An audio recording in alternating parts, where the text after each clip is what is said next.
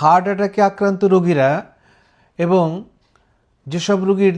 ECG এবং echocardiogram করে দেখি বা ইটিটি করে দেখি যে তার হার্টে কোনো ব্লক জাতীয় সমস্যা রয়েছে, এই সমস্ত রোগীকে কিন্তু অবশ্যই একটি এনজিওগ্রাম করতে হবে। এনজিওগ্রাম করে আমরা তার হার্টের রক্তনালীতে কত পার্সেন্ট ব্লক হয়েছে সেটা নির্ধারণ করি এবং এটার উপরে নির্ভর করে তার হার্ট অ্যাটাকের চিকিৎসাটা কিন্তু আসলে নির্ভর করে। তার হার্ট অ্যাটাকের চিকিৎসা কি আমরা ওষুধ দিয়ে করব, না তার হার্টের রক্তনালীতে কোনো এনজিওপ্লাস্টি করব বা রিং পরানো লাগবে, অথবা তার বাইপাস অপারেশন বা ওপেন হার্ট সার্জারি লাগবে কি না, এটা নির্ধারণ করা হয় এই এনজিওগ্রাম দিয়ে। তো সুতরাং যে সমস্ত রোগীর হার্ট অ্যাটাক হয়েছে বা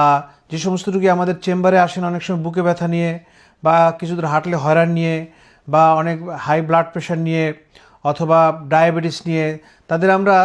ইসিজি ইকোকার্ডিওগ্রাম বা ইটিটি করে দেখি যে তার হার্টে ব্লক জাতীয় সমস্যা রয়েছে এবং এই সমস্ত রোগী কিন্তু অবশ্যই এনজিওগ্রাম করতে হবে। এনজিওগ্রাম না করলে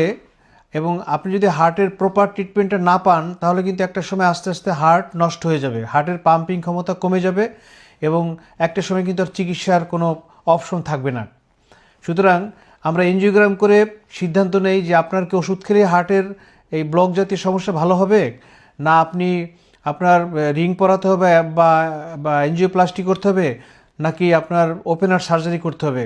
এটার সিদ্ধান্ত নেওয়ার জন্য কিন্তু অবশ্যই আপনাকে এনজিওগ্রাম করতে হবে।